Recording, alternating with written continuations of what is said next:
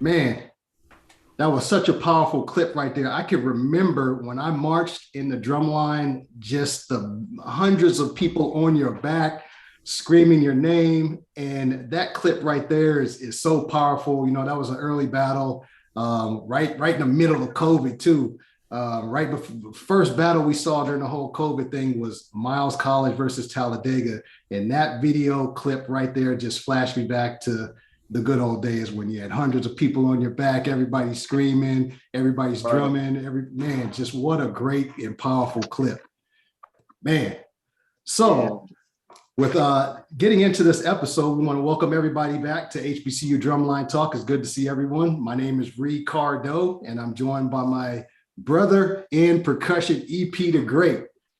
And we are glad to see everybody on today. And we have a special treat. Speaking of that battle, we have the instructors from Miles College, and they have graced us today, and they're going to talk about Miles College, and we're very happy to see them come on today. And we're going to let you guys take it off and introduce yourself. Doesn't matter who goes first. Yeah, my name is Korrence Roshell. Started at Miles College in 2006. Kappa Sci Spring 2008. Okay. I'm Jarvis Carlisle. I crabbed a band at ASU at Alabama State University in 2004. I'm a newbie. I'm a neo in Kappa Psi. I just crossed honorary spring 21. Congrats. Good, congrats. Yes, sir. Good. Good to talk to y'all brothers. Good to finally meet y'all brothers. Yeah, of course. And we want to welcome you on the HBCU Drumline Talk. We're going to have a good time this evening just talking about Miles College. EP, you can take over. All right. So please talk to us about your journey of becoming 24K's drumline instructor, and whoever can go first. I go first. Summer 19. I'd say it was probably about June. I get a call. Jeff Davis, drum instructor, the Corey boy. We're good friends, and so he was talking to Prof Snipes. They was just having a conversation, and Prof Snipes was looking for a percussion instructor.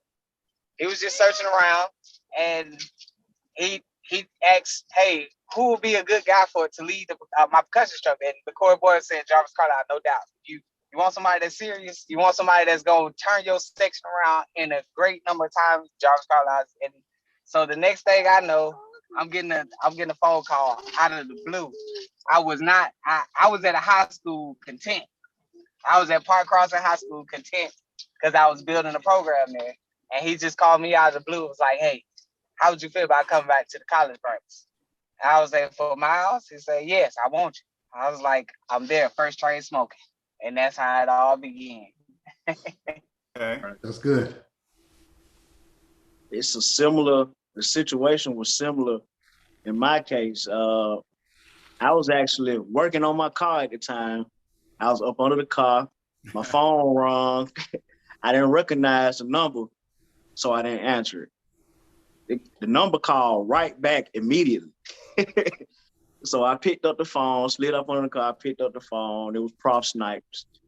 First thing he said to me was, "Boy, when I call the phone, you pick up." He said, when I call, you pick up. I was like, "What's going on, Prof?" It was like, you gonna help me this year?" I was like, "Yeah, I'll help you." I didn't know that he was talking along the lines of being an instructor, though. I just thought he was talking about just helping out, because I knew Mr. Logan was still there. So I was like, "Sure, I'll help out." He was like, "Every day?" I said, "Every day? Yeah, I can help out every day." He was like, "Okay, I'll see you Saturday." So that's how it, so just like Jarvis, it was like spur of the moment 19. You just get a call, and it's awesome to get a call like that, because it's a section I came from. So. Okay, good. Yeah, that's really impressive. And I think that's how it works. You get that random phone call, you got to be ready to go, right? Yeah. It's like you've been deployed. Yeah. You get Got that to call. be ready. And that's good. And I think that's really great, because that really doesn't happen with a lot. But when it does, it's good to hear, the true stories about, hey, I was under my car working on something. And at first I didn't recognize the number. I was about to just go back to what I was doing. Right. Yeah. Right. So good. Yeah. Thank you. So now that you guys have actually jumped into the fire, you guys are running a drum line now. For the incoming freshmen, right? Or just anyone who's interested in 24K's Drumline, what are some of the audition requirements to join 24K's Drumline?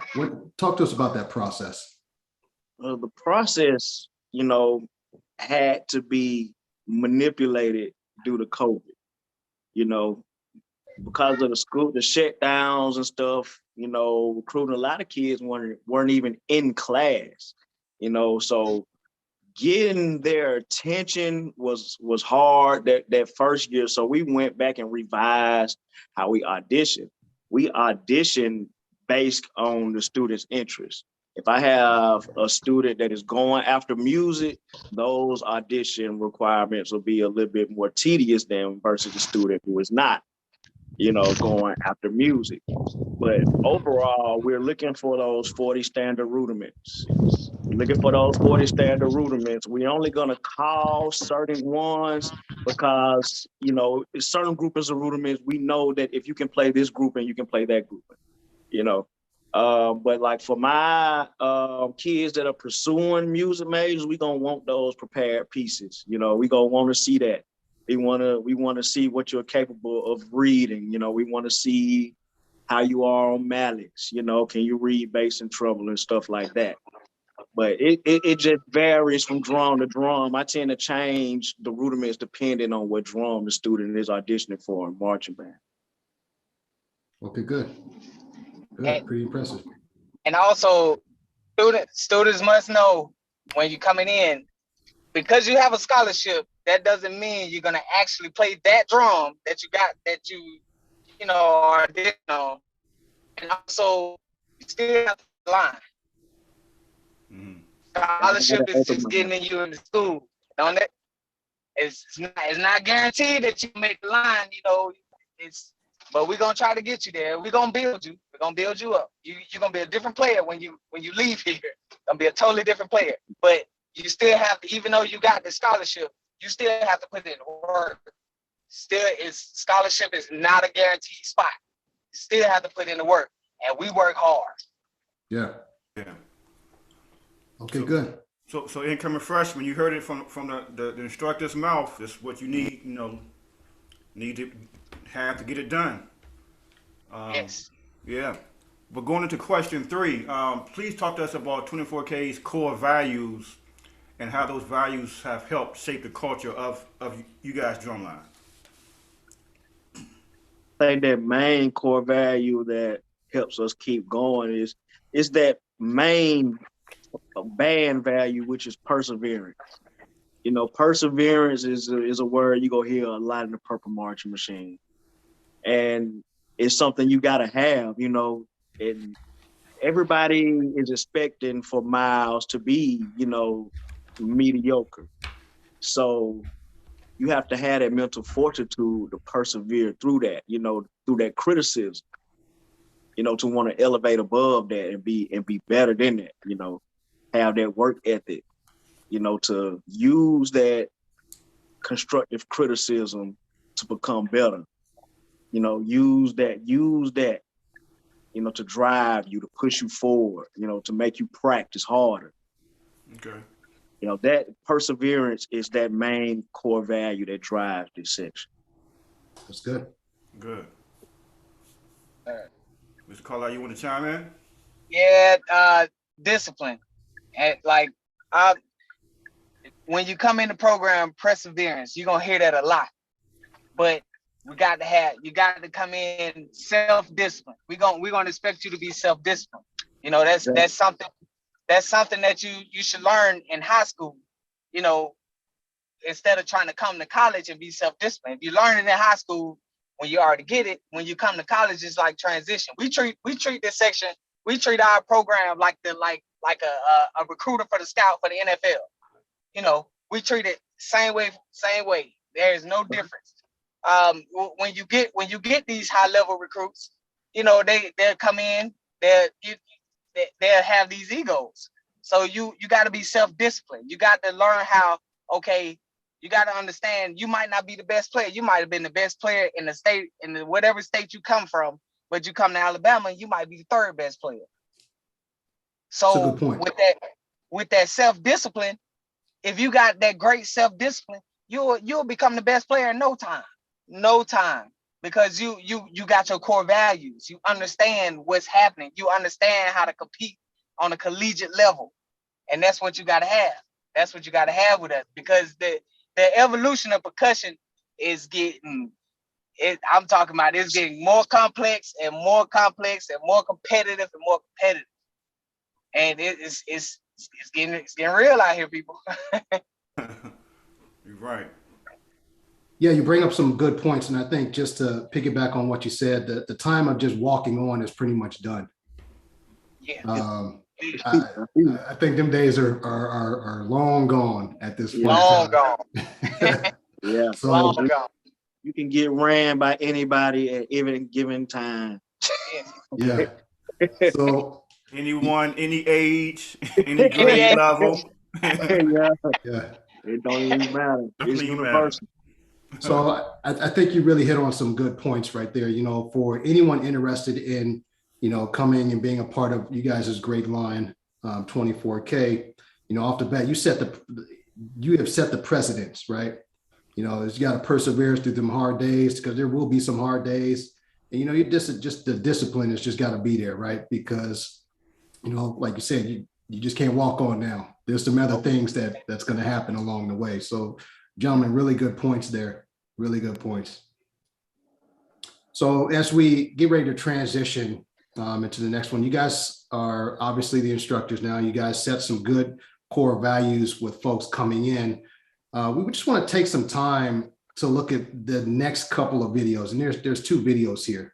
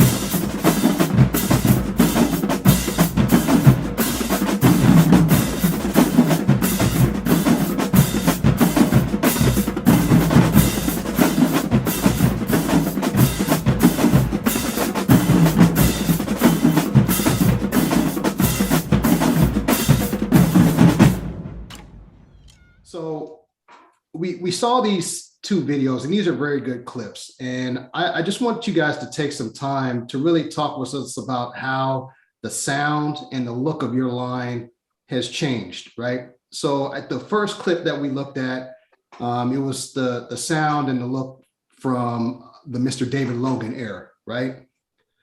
The second clip that we looked at was now you guys have now taken over. And that's what we're really looking at. You know, how have you guys managed to change the sound throughout the years, going from the David Logan era to what you have going right now? Can you guys talk to us about those changes? Well, it was pretty much, we took bits and pieces of what Mr. Logan, what he brought to the table and enhanced it. Is not that much different. We kind of made it, Mr. Roshell and I, we made it make sense. It didn't, I mean, I know it was a building stage with them. They were new, going into a different transition. So when we got there, it was like, we see what y'all trying to do, but it doesn't make sense. We gonna make it make sense percussion wise. So we got rid of the tonals, and we added chest tenors. It kind of supplemented, and to be honest with you, when the year that we went to chess tennis in 2019, that was Mr. Roshell and our first time actually having a chess tennis line. We came from leg tennis. We both came from leg tennis. So it's no different. We just pretty much enhanced it and gave it a style, a look, a different look to it. You know, they had their drums lower. We kind of raised it a little bit, you know, and the sound that they was trying to do, we made it more Alabama. You know, Mr. Roshell and I we just purebred old school Alabama. Yeah. We from old, like the Alabama, the old school Alabama State, the old school Miles. We from that era, and the era that everybody glorified, you know. So we kind of brought Alabama back to them. It was kind of getting away from the style of Alabama. So we just brought it Alabama back, but it had a slight twist to it because Alabama didn't have chess tennis. So we got chess tennis now. So it's pretty much enhanced style. We brought Alabama back to the style. Yeah. It's a little bit like trying to get a little bit of that old thing back. Yeah. That's it. You know, I will say this, and I've been watching you guys for some time, and I just, man, those gold drums, they look so good, man. They just look so good. But I will say, the gold drums look good for what it was, but the sound that you guys are getting right now is just a little bit more clear. That you guys switched over to Pearl now. You guys are using Pearls now, but you guys' sound is a little bit more definitive now. But those gold drums, they certainly did look good. Yeah. And Miss Roshell can tell you more about the male heart and the Pearl switch. Yeah, man. Male heart is pretty good, but we had. Yeah, we had to, you know, we love Mel Hart, you know, we love him, but yeah, we had to make the move to Pearl, you know. It's just for that crisper sound and more control over tuning the instrument. right. You know, they make big strides in those areas on that equipment, and plus the durability of the equipment too, you know. Yeah. You need a set of drums that's gonna last at least 8 years. We trying to get at least 8 years out of, you know. Yeah, but and as far as like that sound, yeah, man, I just prefer that darkness, that dark monstrous sound. You know, that's what we going for. You know, I want, like, we just had to experiment a little bit with the snares, because we didn't, like he said, we came from an era with lead tenors and Kevlar heads. So we weren't really, you know, acute to how to make these softer heads, you know, get that popcorn. We had to test it, you know, and play with it until we got what we wanted. Yeah, thank you. Good point, Sean. Thank you. So you all said something that kind of hurt my heart. You know, y'all took the tonal bass drums away. Yeah. I remember that time, you know, when y'all guys had them, but I'm joking. Yeah, no, it really did hurt my heart. I'm sorry. But you know, like, go ahead. I would say, but you know, like Miles, traditionally we didn't have tonal bass drums. Yeah, I know. Yeah. You know, they were cool. They were cool. You know, it's not my forte. Yeah, no, you good, man. I'm messing with you. But going to the next question.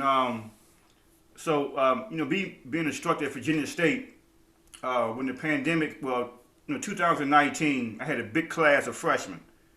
Of course, 20 pandemic came, school shut down. School opened back up. I had some hungry sophomores. Juniors. Didn't lose too many people. We had a good season. But transitioning, did the pandemic help or hurt the drumline? It's Actually, I think it helped us. Yeah. Because I'm gonna say this why it helped us. At the time, no band was practicing. No, there weren't any full band practices. So we still, like with Miles College, we were still practicing Monday through Thursday. Still practicing Monday through Thursday from 5 o'clock to like 9 o'clock, 9:30. Because I mean, the pandemic didn't really affect our band program. We were 100% vaccinated. So herd immunity kind of kicked in. So and we were still practicing, but we didn't have full band practice. Right. So with not having full band practice, you're talking about sectionals from 5 to 9:30, Monday through Thursday. Oh, wow. You talking about every drummer's dream. Yeah. Yeah, that was the best year I learned. Every drummer's dream to have sectionals the whole practice. Wow. Yeah. So I believe it helped us. Yeah. You know, because we as instructors, you know, Roshell and I, we already had chemistry because we've already played, and we played in mass band before back in 2012. Yeah. We played in mass band together. So we already had chemistry, already knowing each other. You know, we really close friends. Yeah. And we just had it during that time, it helped us develop chemistry with the section. Yeah. And not just between the instructors. We already had the chemistry. So we developed chemistry within the section, within the students. So during that period, man, we knew who was the weakest link. We knew who was the strongest link. We knew what section to bring out in each cadences. We knew who section to like we don't have to teach the tenor drums. We don't have to spend too much time with the tenor drums because they're going to catch it just like that. Yeah. You know? So we knew that. We knew that going in. So we just got our heads together and we were like, okay, this is how we going to attack this. You know, we know the bass drums. The bass drums are our best section, so we don't have to spend that much time with them. They got the best leaders. They gonna do what they have to do. No problem, no issues. So we didn't even. They pretty much ran themselves. Yeah, that's they had good leadership. They pretty much ran themselves. You know, so stuff like that. And I'm gonna let Mr. Roshell chime in on the rest of it. Yeah, man. I think, and another thing like that pandemic helped us do, it helped us be able to teach rudiments. Yeah. You know, like during the season, you know, like he said, you got that NFL mentality. We are hard pressed for time, so you are expected to already know a certain amount of criteria, so we can bring you, you know, to the next level. But as far as that pandemic season, we had time to take a step back and really work with the kids who was lacking on fundamentals and, you know, rudimental vocabulary or what have you. You know, so you got that time because we ain't practicing for nothing. Yeah. You know, until you know we had that battle with Talladega, but we really had that time to work with one-on-one, you know, and really teach. So yeah, where it hurt us in number, it helped us in our lesson plan. Yeah, if that makes sense. Yeah, makes sense, man. Good. So that's good. You guys, we've talked to, you know, so many different people, and you guys are one of the few that just gave your own a new version of what happened. It actually sounds like the pandemic was beneficial to you guys. Yeah, it was. Yes, that's really good. That's really good. So you guys, we know there are some other schools in Alabama as well, right? I'm sure everybody knows this, you know, there's some other schools down there as well. I think what we want to look at is who's 24K's biggest rivalry in your conference and why? Roshell, you got it. Oh, Lord. Really don't think 24K has any rivals per se, because, you know, just the narrative that was painted over the last few years, you know. But I can tell you like that we want to compete against the best sections in our conference, you know, Lane and Fort Valley, you know, the best sections in the conference. Them the sections to beat, you know, so those are the sections that we have to compete against if we are going to be, you know, considered top contender. Okay. You know, you want to see those good sections, you know, and you want to make it do what it do when it's time. Hey, and shout out to those instructors over there at Lane and Fort Valley. I think Vince is over there. Is he over at Lane now? I think Vince is it. I think Yeah. Vince is. Yeah, Vince And at Lane. Yeah. and my boy Jeff, man. Yeah. Yeah, shout out to them boys, man. They those my guys there.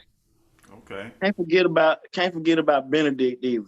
You know. Yeah. Can't forget about Benedict either. You feel me? It's a different style, but you know. Yeah, Foster over there. Benedict, yeah. Chops is chops, buddy. Yeah. Chops is chops. For real. That's good. Okay. So I'm glad you mentioned that. So thank you.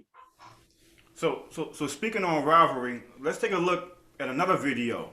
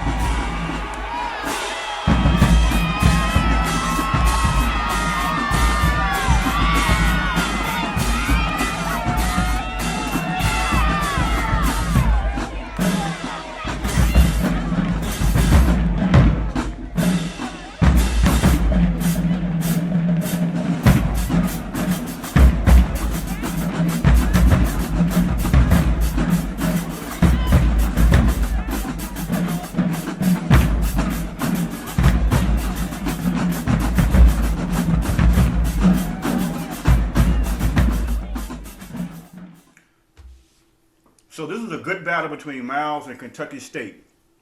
Talk to us about this part of the battle with Kentucky State. Did you guys mean to cut them off on purpose, or was it an accident? Like, did y'all, could this, I guess, section here, the snares playing, and it's like, well, forget it, we're going to play, or talk to us about that. No solos and battle. Yeah. And see, I the way we work at Miles, we don't really, we play solos. We'll give you maybe one round of solos. That's about it. Yeah. We believe solos. We say solos for the game, but if we face to face, we're not gonna run too many solos. And I'm a guy. I love to hear the solos. I like to hear them. See what you know. Most people use their most complex stuff on solos, but their solo was too long. I'm sorry. Gotcha. The snare solo was it was too long. It was too long. I sat there. I listened to it. I honestly listened to it for maybe, and I listened to it, and I was like, okay, y'all will cut off any day now. Cause I was trying to get it was 2K. We were supposed to do 2 cadences, but Kentucky ended up throwing 3, and they threw a solo behind the 3rd cadence. So I'm like, okay, so y'all gonna try to slip one in. Okay, got it. Okay. That makes sense. So and then they played a solo. The solo was long, so I was like, okay, y'all gonna try to stop us from playing this 3rd cadence. Go ahead, cut them off. That makes sense. Got it. So with that 3rd cadence, which is one of my favorites, of that night, who wrote it, and I guess what was the thought process behind that? I wrote the cadence, and to be honest with you, I modified the cadence. I wrote the cadence for mass band, like for Alabama mass band. Okay. And at the time, we had all high schoolers, and it was maybe 3 college guys. And the crazy thing about it, the high schoolers that was high schoolers now, all at Talladega, all of them, all like 21. In 2021, when we battled Talladega, the section leader, of Talladega is actually in mass band with me. He was, he was one of my youngest that came up under me. It was me and LaCory Boyd. And like with that cadence, I wanted a hip hop type of cadence. Most of my cadences be complex, is standard. It's gonna have a snap solo, it's gonna have a quint solos, it's gonna have a first part, a first stanza, all of that. Yeah. But this cadence, I wanted a different approach. I never had a cadence that started out with the bass drums bringing the cadence in. It's always bass drums on beat one instead of pickup.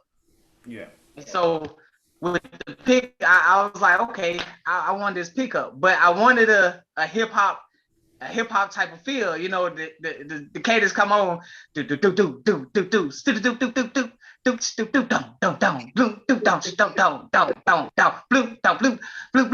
wanted a hip hop feel. Like that cadence right there get you. It's like, yeah, that's what I want. Like you listen to the radio, but I took the snap part and I said, okay, I want to kind of make it collegiate because it was kind of high school at the moment. So I turned it and made it collegiate, and the ending part of that cadence. The ending part of that cadence is the name of the cadence is Keep It Funky. The end of the part of the cadence, that's all it was. Keeping it funky to the end, to the last beat. That was more of all right, we gonna flash it. We got a funky beat and we just gonna groove on you this time. We just gonna keep it funky all the way to the end. Yeah. And that's how it happened. Love it. Good. Okay. Good. So good points, and I'm glad you guys kind of clarified that. That was something that really did stick out, particularly in that video. But thanks for the explanation on what happened there. So as we move along, and I actually was really curious about this next question, right? So we know that both of you are established percussionists as well as established instructors, right? There's no question about that. And if you can get your hand on one HBCU drumline outside of Miles in your conference, who would it be? And who would you want to get your hands on outside of your conference? Well, this is actually my second college. I was instructor at Alabama State University from 2011 to 2014. But outside of them, if I would have to, if I wanted to get it outside of this conference, Mississippi Valley. I think I would transform Valley into a monster. And I really think Valley has some talent, just no direction. And that's just a personal opinion of mine. Like the years where Bayman was there, and Dwayne, they had, those boys was good leaders. Those coming out of Memphis, those boys was good leaders. So they had a direction that they wanted to go. But when them guys graduated, you're right back to square one. Gotcha. So direction, But within the conference, Kentucky State. I honestly say I was impressed with him. I really was. I really was impressed with Kentucky State. I just didn't think their material was battle material. Yeah. I think it was more in the game stand material. Yeah. It was good stuff. Real good stuff. Like it was a cadence, man. I was sitting up there bobbing my head the whole time. But I was like, I'm gonna destroy you because I brought nothing but competition cadences. Yeah. Yeah. It's like, and Powell, you understand, you playing chess, baby. Playing chess. Exactly. And I'm the type of, like I said, I treat it like the NFL. So I'm the type of person where I'm going, like, if I'm battling you Monday, I'm watching all of your videos. Yeah. I'm watching all of your videos. I mean, from like the past 4 years all the way up to now. Yeah. You know what I'm saying? I'm scouting you. Yeah. So like when I heard the cadence, I was like, okay, I figured they was gonna play this cadence. Mm-hmm. So now I know what to throw back. I was like, you played right into my hand. I scouted you. I knew you was about to play this Yeah. cadence. This is one of y'all favorite cadences. I found like 20 videos of y'all playing this one cadence. Yeah. You know, so that's how I went into the battle. I went into it just like that. But Kentucky State, I was like, yeah, I like them. They just y'all just need that one little niche, that little direction. Because Yeah. I don't think that I don't know if they have an instructor now. I don't think they do because I didn't meet them Okay. that night. So but they were still clean. They quints off the chain. Uh-huh. Like Yeah. I don't know what happened there. they had a lot of cadences where they soloed they made their quints come out, in a lot of cadences. I love their quints.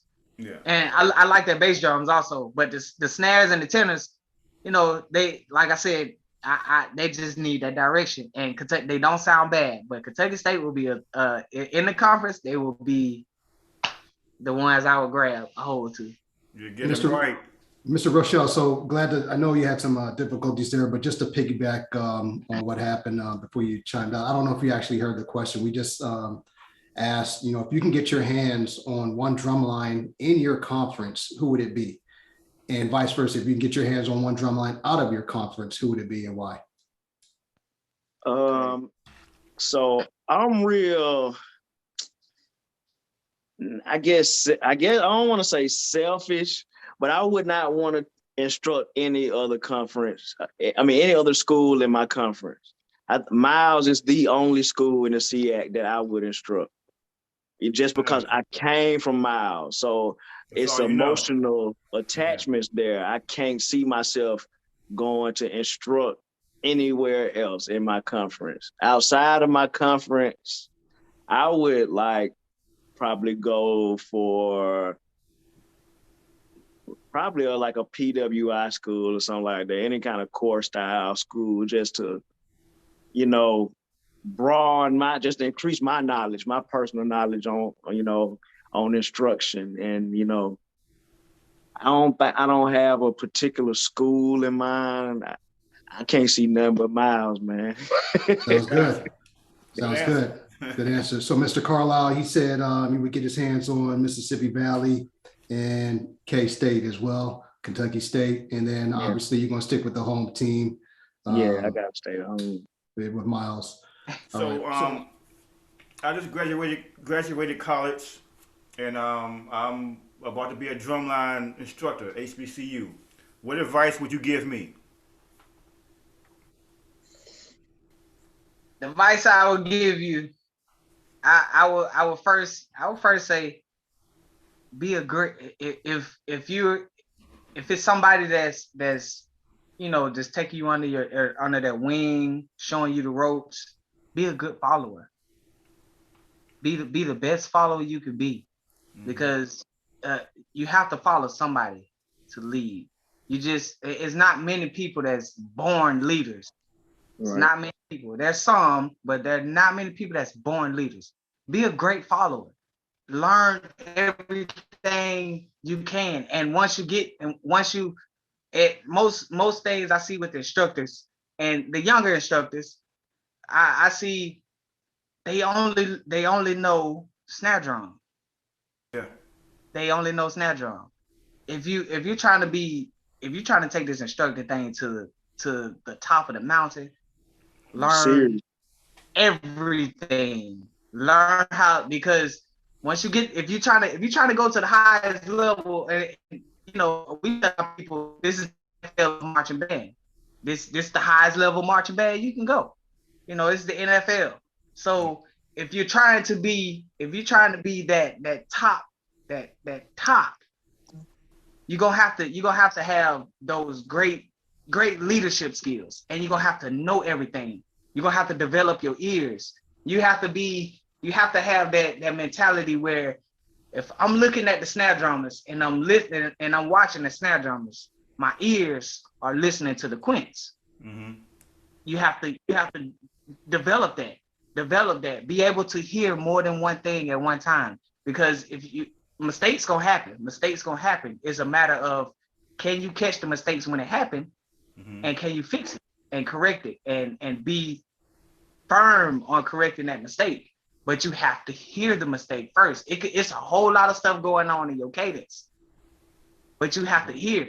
A lot of people, and you have to understand with instructing, a lot of people hide. A lot of people hide behind the next person. You have to be able to catch that person that's hiding and build and make them be like, hey, I see you hiding on that flam. Okay, you can't hide on that flam because if my ear can pick up that this flam is different, that you're playing on a different beat, somebody else's ear can, that's just as good as mine. So you have to, that's what you have to know. You have to know your cadence. We have a six player. He plays, he want to write a cadence. He's starting to write cadences for Georgia Mass Band. Mm-hmm. And he asked both of us. He was like, hey, what do I need to do to make sure, to teach them, to teach this mass band? Because it's all collegiate players, all high school players. First thing I told him is know your cadence. Once you get your cadence, and it's for anybody that's aspiring to be an instructor, know your cadence. You have to know which section is gonna struggle with your cadence. You gonna make a cadence how you want to make it, but you might have a section that's not strong enough to handle the part that you just wrote. You have to know that. You have to know, okay, when I teach this cadence, my sixes, it's gonna take them about a week because they're not as strong as my snares. My snares, it may take them 5 seconds to look at the sheet music. Bam, they learned it, the whole section, whole line. Or if we wrote learning, they looking at me and I'm showing them, they learning in five seconds. But my sixes can't do that. Yeah. So you have to know that. You have to know that. You have to know where if I got this rudiment in my cadence, if this rudiment is unfamiliar to my line. So I'm gonna have to break this rudiment down first before they can even start on this snare solo, because I know for a fact they don't know this rudiment. You just have to know the weaknesses of your line.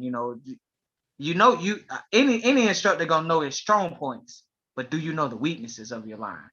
Every instructor know their strong points. Every instructor know their strong points, but do you know the weakest part of your line? That's where you become. And once you realize the weakest part of your line will become cleaner and cleaner by the day, because you understand how to approach this weak section and how to blend this weak section, how to make this weak section, to the outside eye.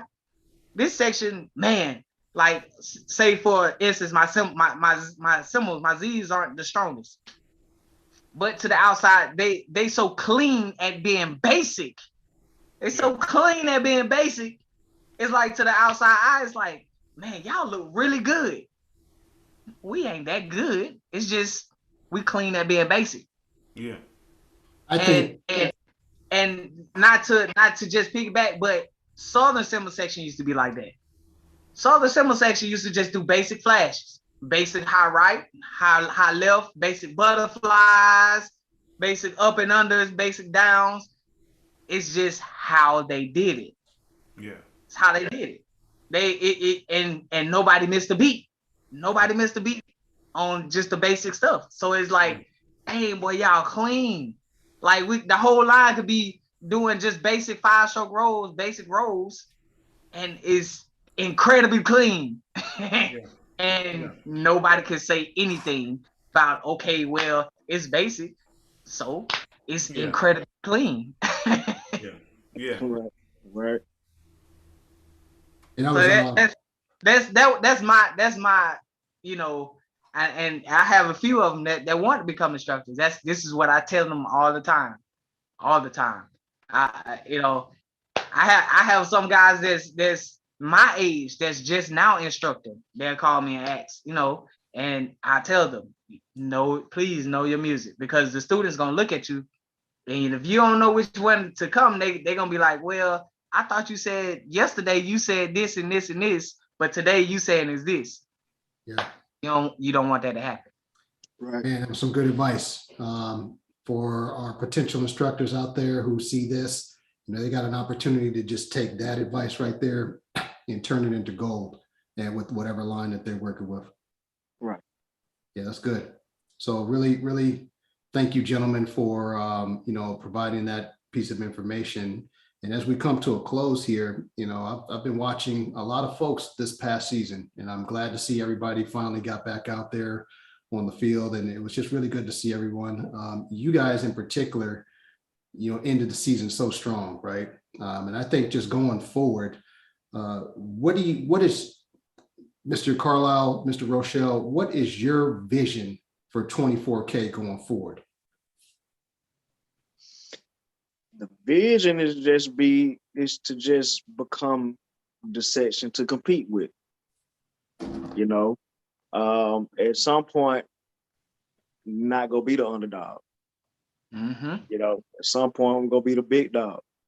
That's the goal. That's the goal, to continue to to enrich them and teach them everything that we know. So that they can take that and blossom from that. Be better than we were. That's the vision. That's the vision. Let's have a clean section. That's all we want. A clean, competitive section. That's it. And to piggyback off what I know I brought this up to Roshell a few times. I want to I'm fascinated with passings. It's a goal that passings, and if it's a drum company out there that's interested, we would like to be sponsored. That's one thing I've been trying to push. It's hard, like with COVID going on and all this going on, budgets being slashed, schools can't, they limited on what they can do, how they do things. But if we had a sponsor, that would cut. And percussion is pretty much the biggest budget in most band programs. Percussion has the biggest budget, because and like I tell any horn player, y'all instruments last much longer than ours. We're striking the drum. Y'all blowing it, y'all blowing. So you're not gonna blow as hard as no steel. You're not gonna blow hard to ruin steel. But if you beat on steel long enough, it's gonna wear. It's gonna wear and tear. So it's we have the biggest budget because we have to keep our stuff maintained for shorter periods of time. You might have tuba section that lasts 10 years, but the percussion section only lasts 3 or 4 years. Yeah. Because we don't beat. So one goal of mine and what I've been trying to push lately is sponsorship. Can we find sponsors? If this is some sponsor out there watching this video, you want to take a look at we have plenty of plenty of clips, Pearl, Dynasty, Yamaha, y'all guys out there, watching this podcast, and y'all want to, take a look at Miles College 24K percussion section. We have some good stuff out here. You'll be very intrigued about it and want to sponsor us. Okay. That's good. Thanks. Cool. So, gentlemen, we just wanted to say thank you guys once again for coming on today, to Hbcu Drumline Talk. It was a pleasure really just talking about Miles. It was just about you guys tonight. I hope you enjoyed it. Before we get ready to check out, though, something that Elijah like to do, we like to really, step away and just have a good time for a couple moments and just ask a bonus question, right? And sometimes we ask a bonus question, sometimes we don't. But being that we have two great instructors on the line, where you guys' sticks at? Where you guys drumsticks right at? Beside me. Can you show me something? Can we see something, please? Please. I got my pad. He ready. Let's go. Let me see something real quick, please. Let me adjust my camera. It doesn't matter who's first.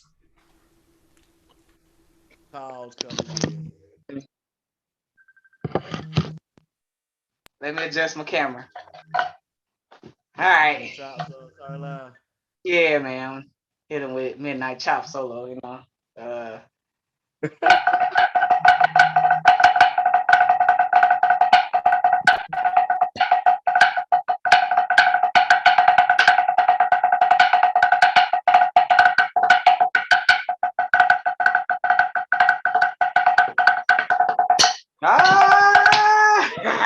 Oh man. All right. It's all right. It's all right. The rest I ain't warm up when No, you good. You good. You good.